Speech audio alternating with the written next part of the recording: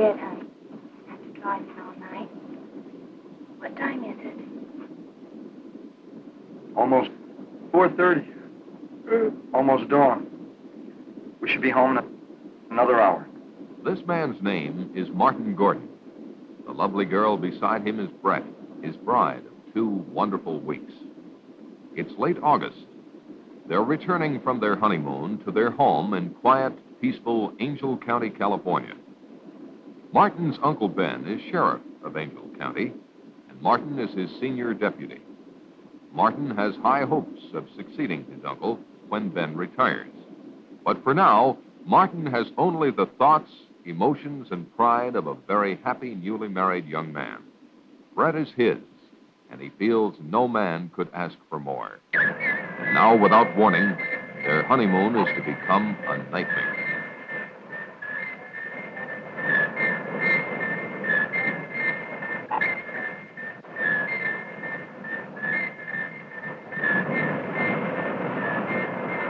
Neither Martin nor Brett saw the glowing rocket descend in the early morning sky. It was reported to the sheriff's office by Jeff, the county forest ranger. Jeff reported to Sheriff Ben that a plane had crashed near Willow Creek and that he was going out to investigate. Ben said he would join him as soon as possible. Barney, Ben's junior deputy, was to summon medical aid and to see if he could rouse someone at the Air Authority in San Francisco.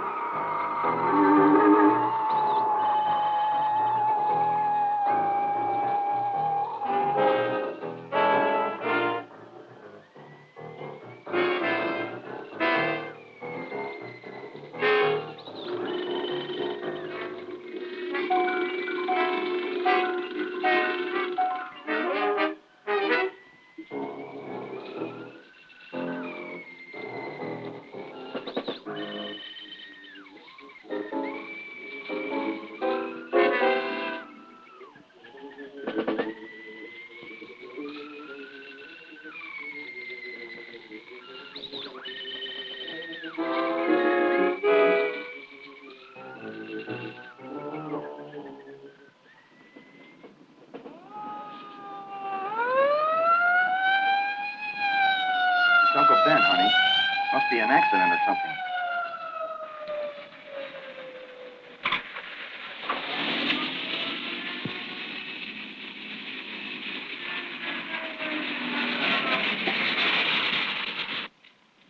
There's a plane crash down the road a couple of miles. I'm going to be a little short-handed till help gets here.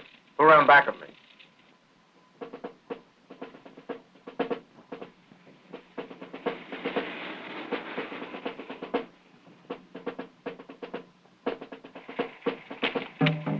Come along, both of you.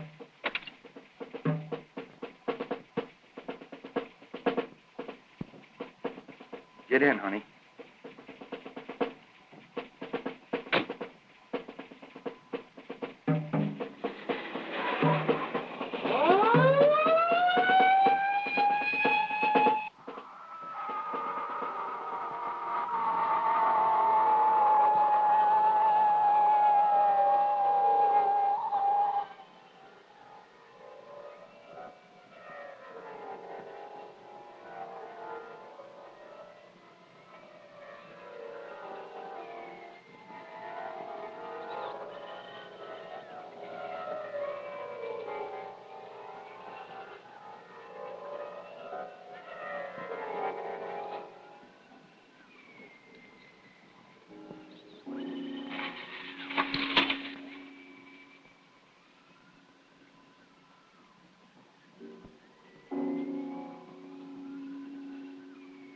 At the location of the crash, they discovered Jeff's truck, but Jeff himself was not around.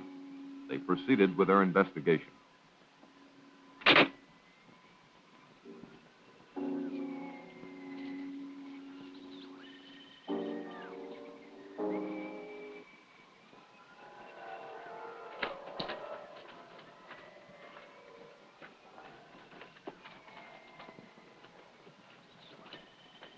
They looked at the rocket in utter amazement.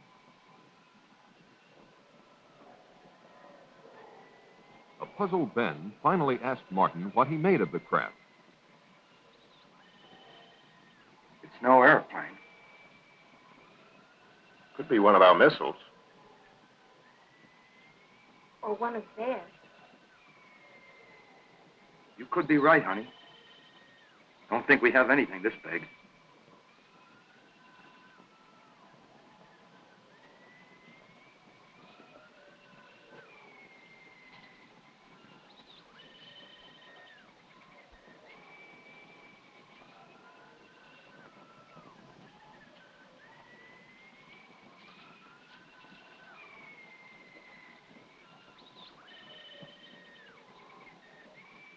Ben could not understand why the craft wasn't severely damaged.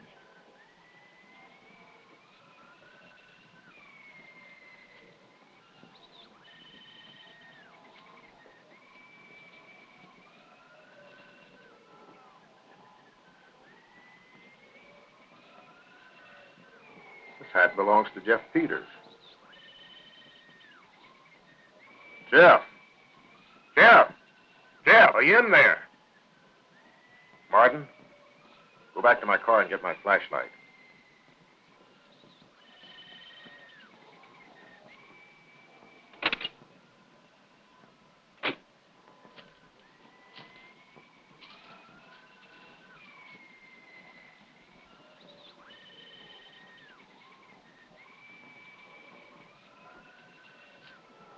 Ben, don't go in there.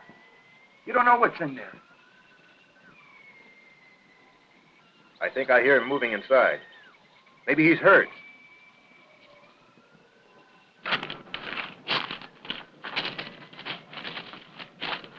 Ben, please don't.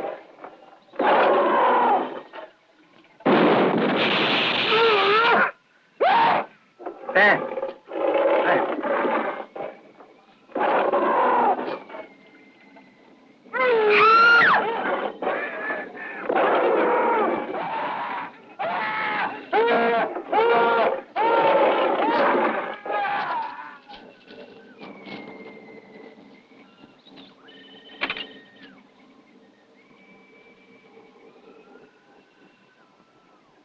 Car 1, calling in. Car 1, calling in.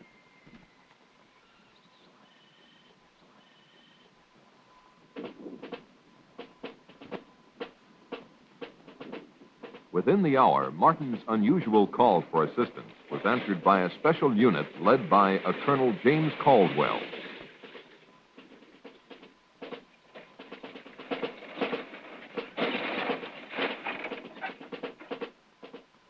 Let's get going. Let's go. Let's go. Move it over. Let's get going. Let's go. Let's go. All right, back on the truck. Let's go.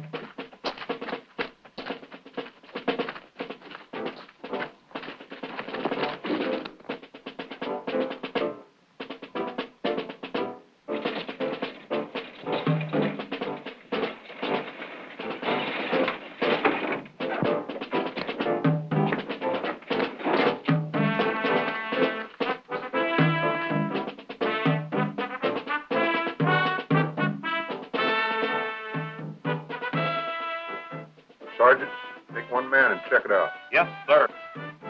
Okay.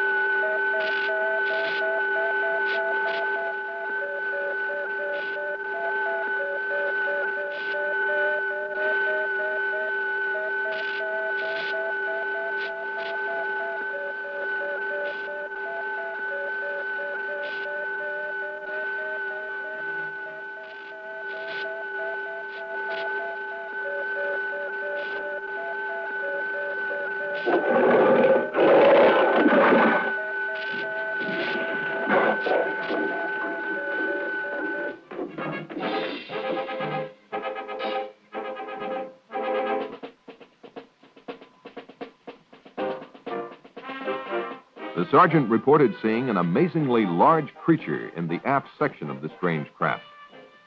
He further reported that it was secured by a kind of metal harness, but that the creature could still move around somewhat, and for that reason they had not gotten too close to it. There was no trace of either Ben or Jeff.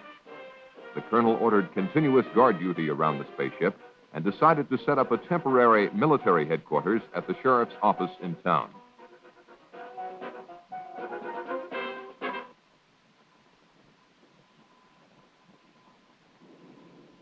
By the next day, Colonel Caldwell had the situation well in hand.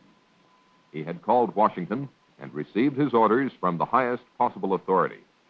He was to maintain tight security and to await the arrival of a Dr. Bradford, who had been on assignment at the Jodrell Bank Radio Observatory in England.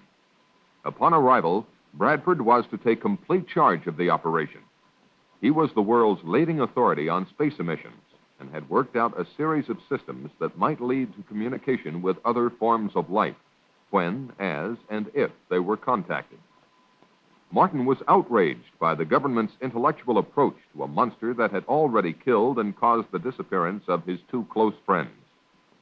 Caldwell tended to agree with him, but stated he had to follow his orders. One of those orders was to suppress the news of the death of Ben and Jeff. Martin was appointed temporary sheriff, and all news intended for public consumption was to emanate from his office. The Air Authority issued a cover-up story that a plane had crashed and burned, and this was to suffice until the experts cleared up the mystery of the visitor from outer space.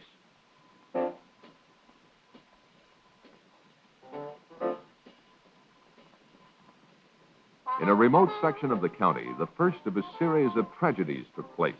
Tragedies that would have been avoided had the public been warned.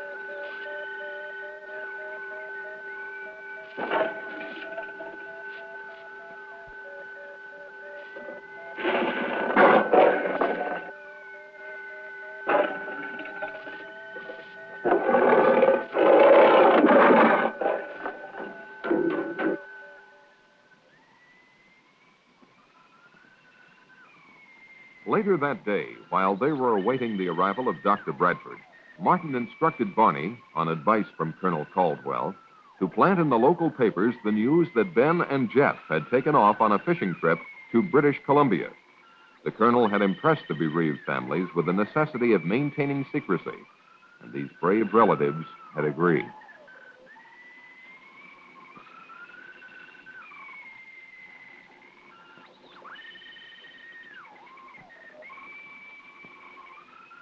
Despite Brett's inquiries about what Martin had seen in the spacecraft, he avoided specific details for fear of disturbing her more than she was. If the truth were known, Martin was more than a little disturbed himself. Shortly thereafter, Dr. Bradford arrived. He was a much younger man than one would imagine him to be. Martin, I'd like for you to meet Dr. Bradford. I've heard a lot about you from the colonel. Nothing bad, I trust. Martin and his wife were in the original party that found the fallen craft. I was sorry to hear about your uncle. It's a tough break. I hope you're feeling better. Yes, thank you. A couple hours of sleep did a world of good. Bradford thanked the colonel for his assistance and then asked to speak to Martin.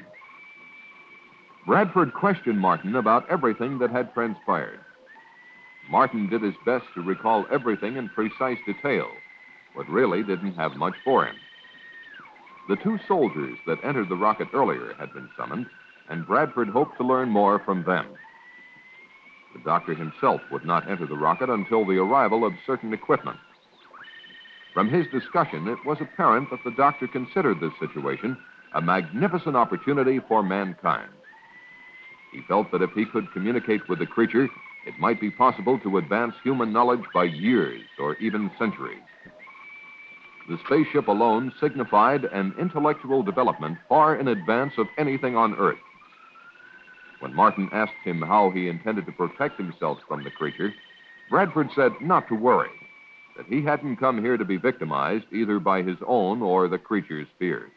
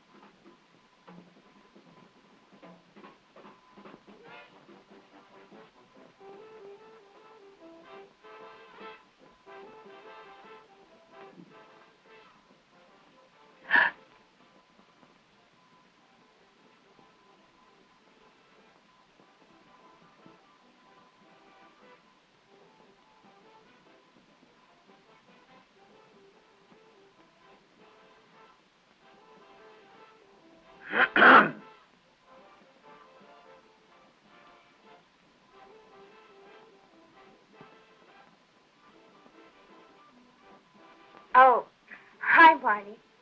We'll be right out. Well, that's all right. Just take your time. I didn't know we had company. Look at me. I'm a mess. Don't be impolite. I get the drink. Now you're talking, honey. What do you have, Barney? How about a bourbon and 7? Coming up. Would you get the 7, honey?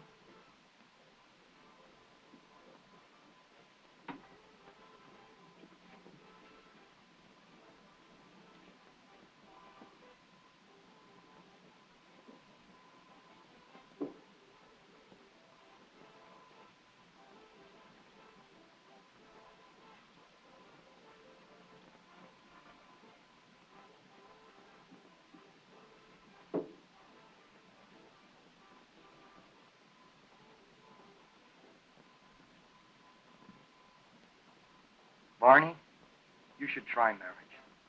It would do wonders for you. Barney and Martin had been bachelor buddies for years, but now that Martin was settling down to marriage, they were slowly drifting apart. Barney, naturally, was still dating all the girls in town, and he couldn't understand why Brett and Martin didn't pal around with him more than they did. He couldn't comprehend that married life brought with it not only new problems and duties, but the necessary togetherness of husband and wife as well. Despite Brett's most tactful considerations, such as inviting him over to dinner quite often, Barney was growing resentful of her, or at least she felt that he was. Since time began, this change in relationship has probably happened to all buddies in similar circumstances. Life has its way of making boys grow up, and with marriage, Martin's time had come. His life was now Brett, a life that he thoroughly enjoyed.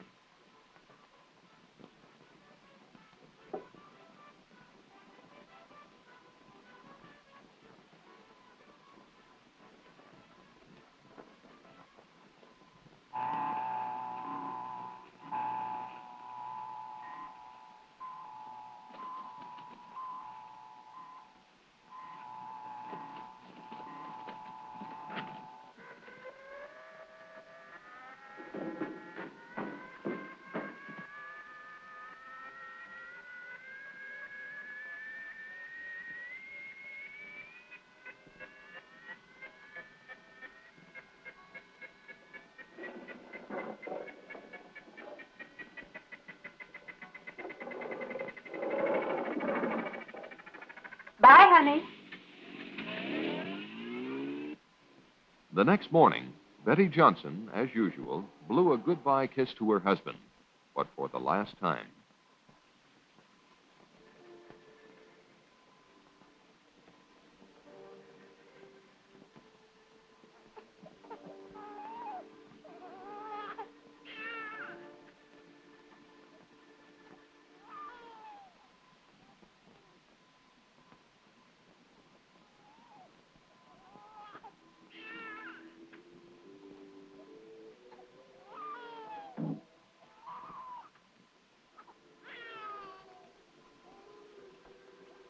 Poor baby. Let Mommy take your temperature.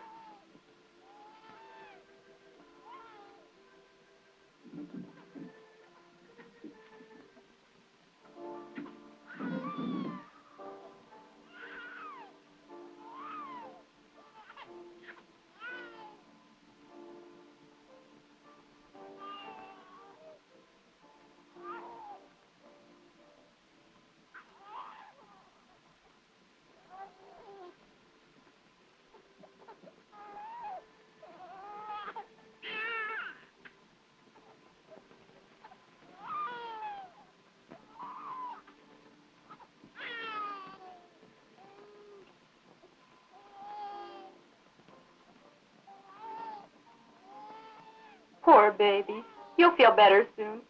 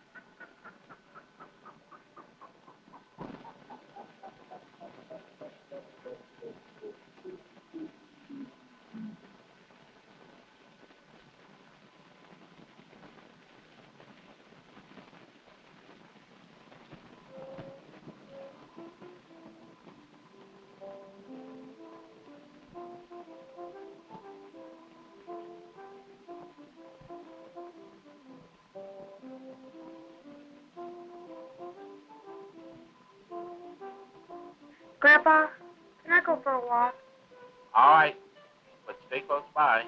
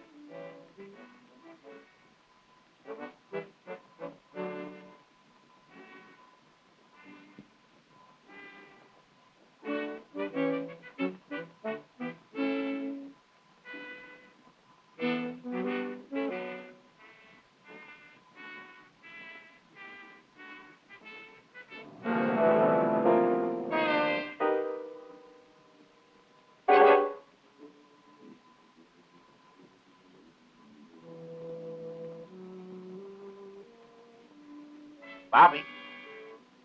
Bobby.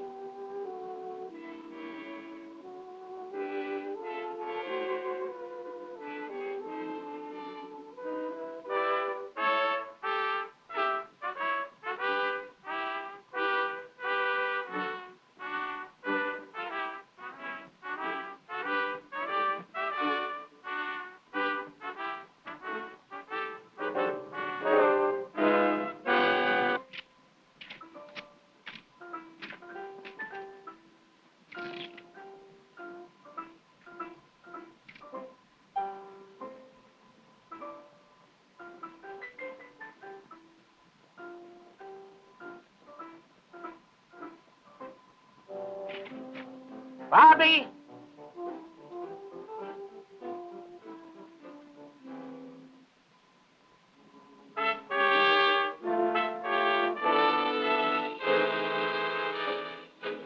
Bobby!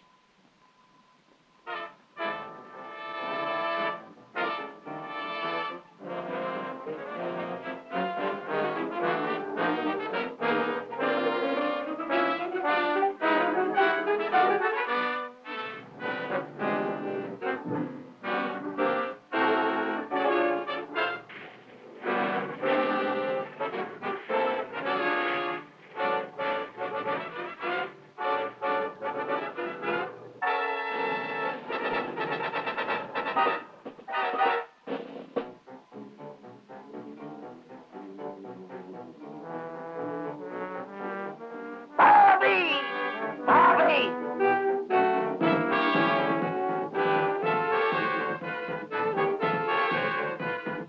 Bobby. Bobby.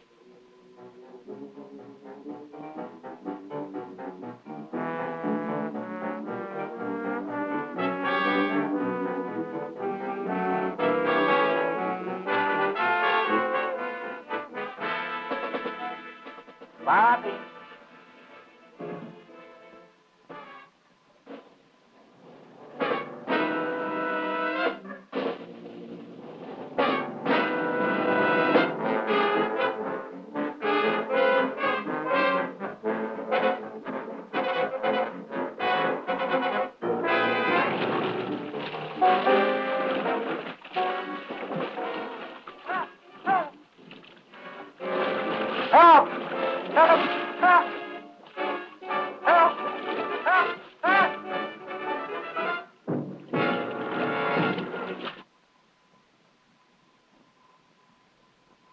Within 48 hours, Dr. Bradford had closely examined the creature and the spaceship and reached a number of conclusions.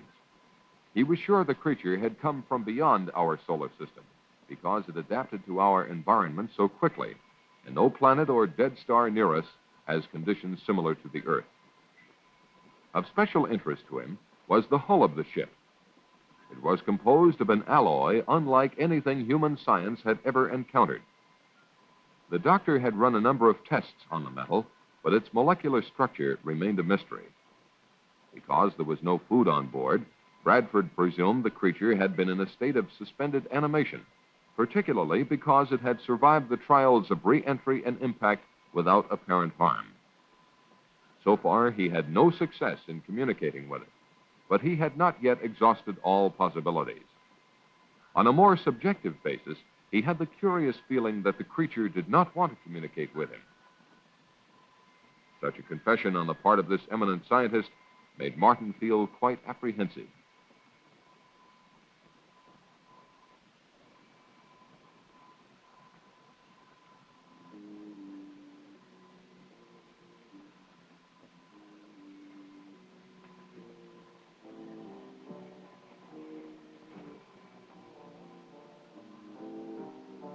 While on a routine call to pick up instructions from Colonel Caldwell, Martin received an urgent message from Barney.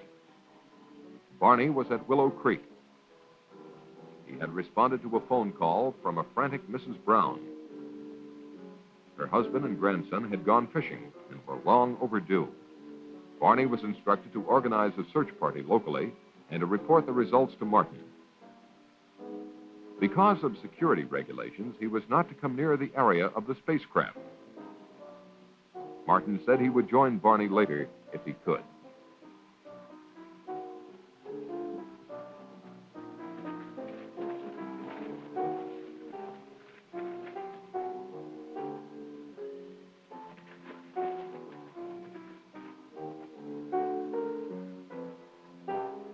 Acting on a hunch, Martin decided to see for himself if the monster was still there. It was. Bradford had installed TV cameras inside the spaceship and was testing the creature's reactions to sound, light, electricity, color, and air pressure.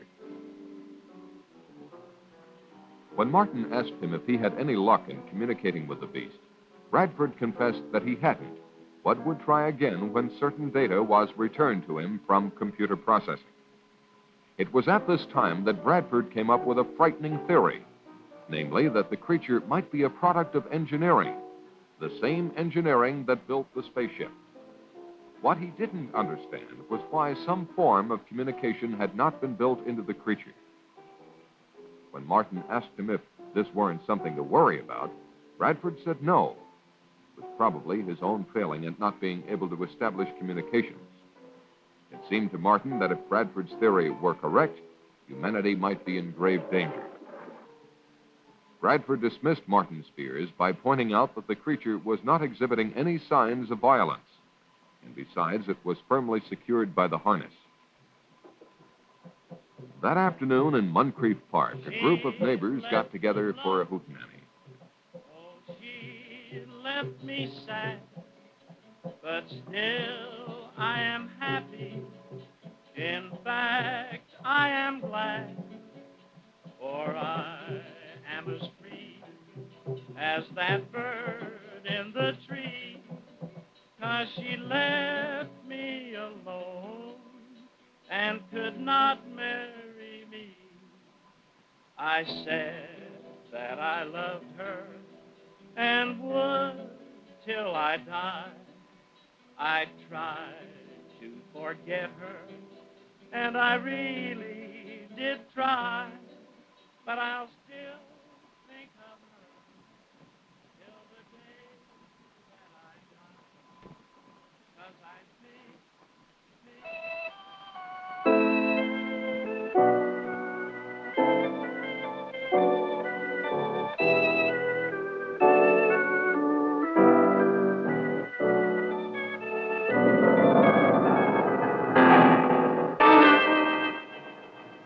What is it?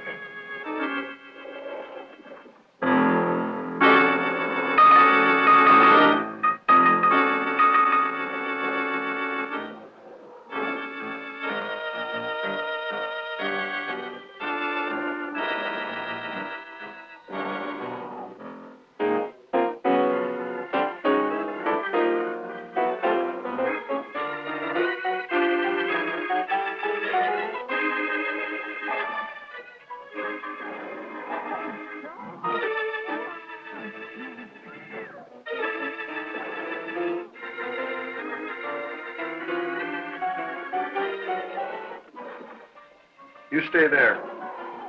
Stay calm.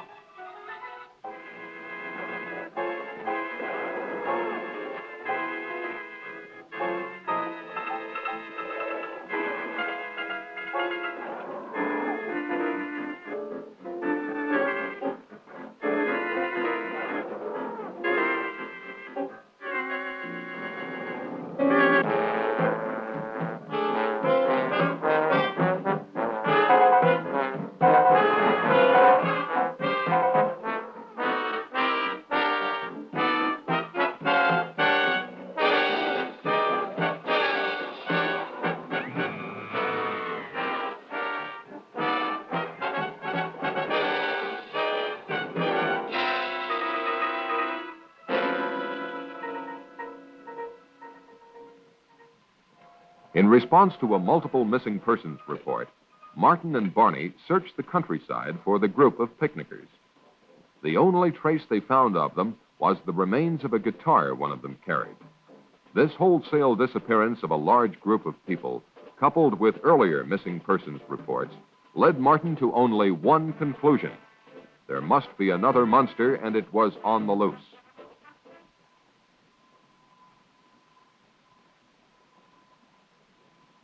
The colonel listened to Martin's theory and, after consulting with Bradford, decided to call Washington. He was told to follow his own good judgment, but under no circumstances was he to alarm the populace. The colonel decided to organize a county-wide search. Martin's assignment was to search the north end of the county.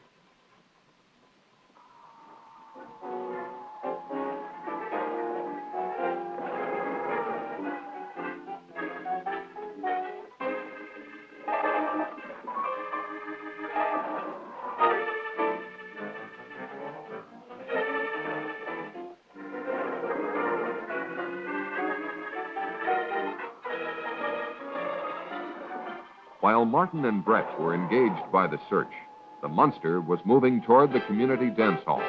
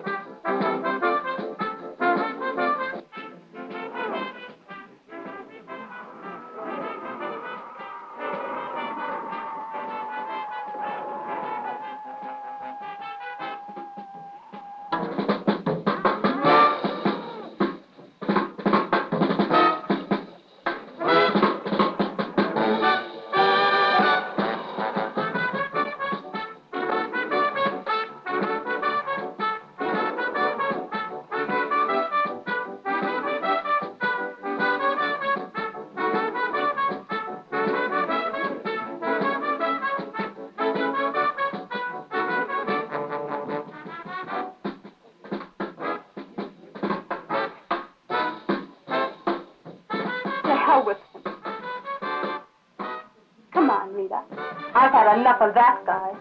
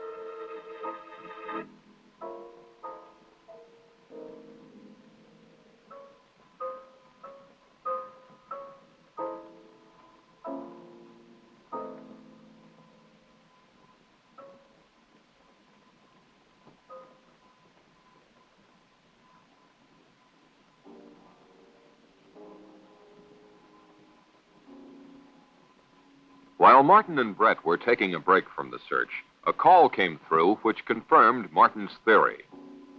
Colonel Caldwell told them of the monster's attack at the dance hall. His troops now had orders to destroy the monster, and he asked for Martin's assistance. Martin said he would join the colonel as quickly as possible.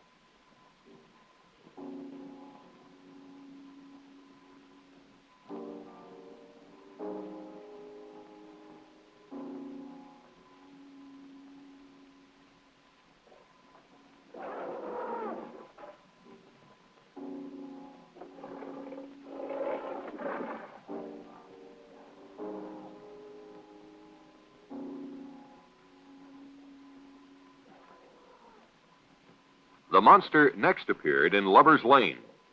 Anyone who experienced that catastrophe and survived would never go there again.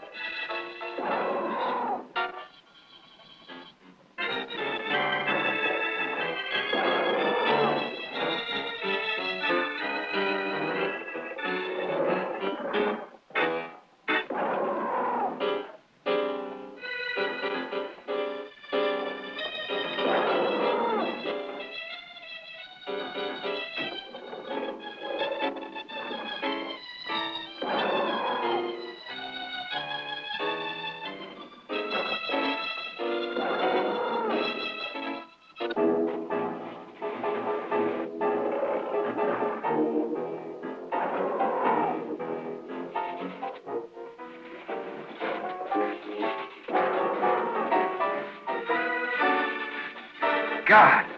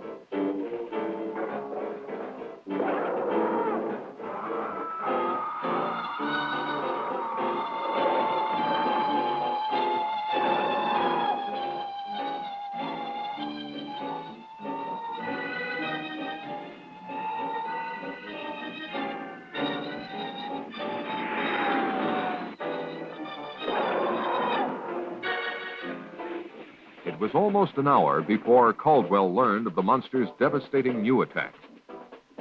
Colonel Caldwell wasted no time ordering his men into action. It was at this point that Bradford interceded. He demanded that the monster be taken alive at all costs. The colonel's protests about the dead and missing made no impression on Bradford. Caldwell conceded to the point of assuring Bradford that they would not destroy the monster if they could avoid it.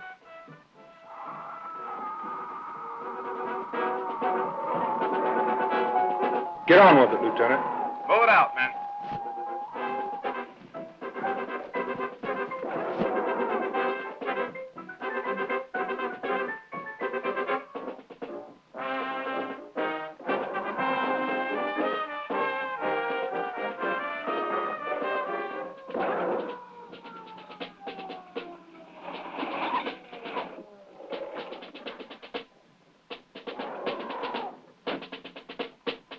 When Martin's party arrived and offered to help, the colonel told them enough lives were being endangered.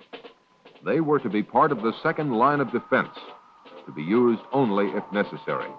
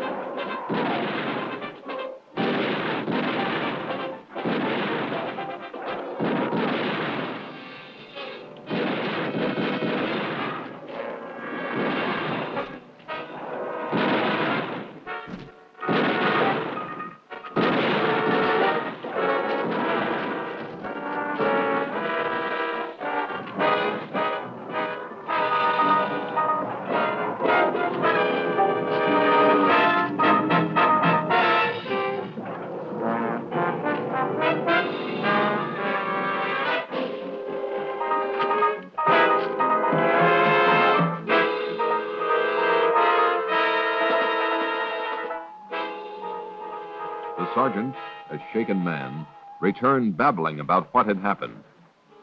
Caldwell, realizing the full danger of the situation, decided he had only one means left to stop the monster: grenades. Now Bradford made a drastic move. Acting on his superior authority, he forbade Caldwell to destroy the creature.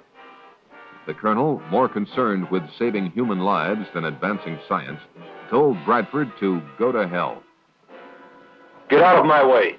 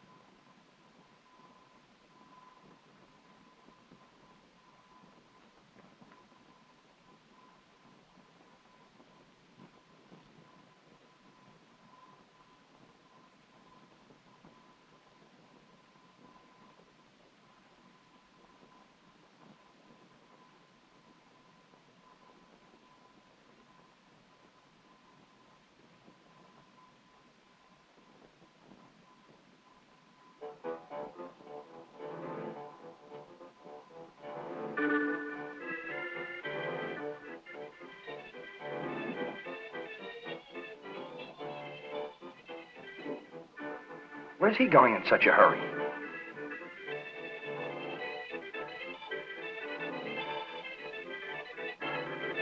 Maybe you'd better follow him. He may need help. You go ahead, Martin. I'll stay with Carl.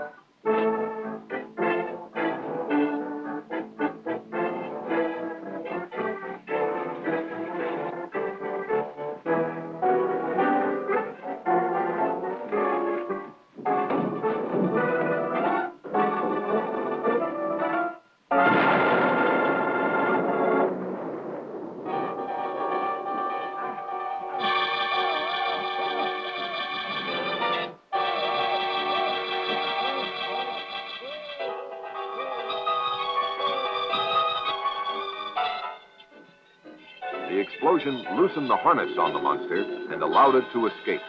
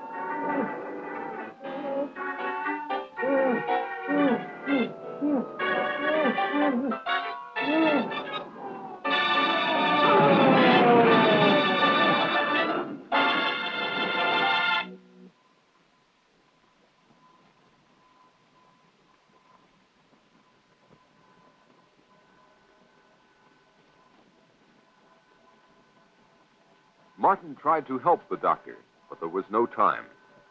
Bradford told Martin what he had just confirmed, that these monsters were highly specialized test animals. They were, in fact, mobile laboratories that consumed human beings in order to analyze them chemically, undoubtedly to detect weaknesses in the human species. He told Martin that the information fed into a computer in the spacecraft. Further, he added, now that both monsters were dead, the computer would activate a transmitter to send the results into outer space. Martin knew what he had to do.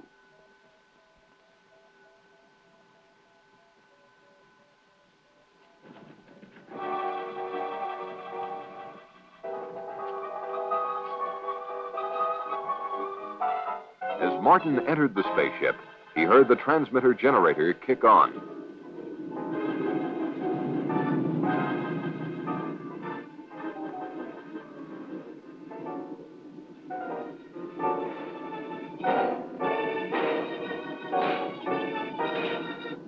The super tough alloys of the spacecraft were not even dented by Martin's hammering.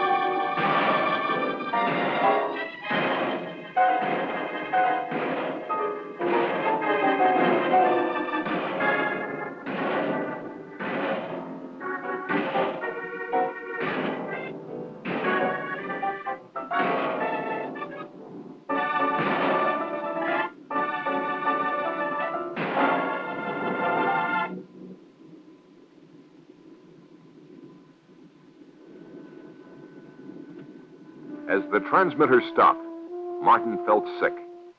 Evidently, all the information had been transmitted.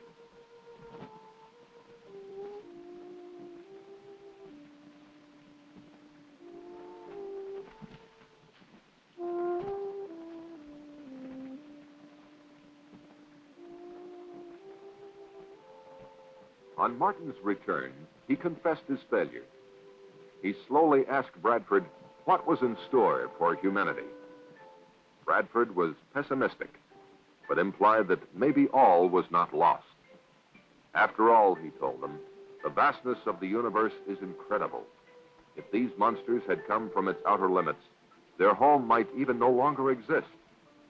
Or if they do come again, perhaps man will have advanced enough to cope with them and those who made them. Only God knows for sure, were Bradford's last words to anyone on this earth.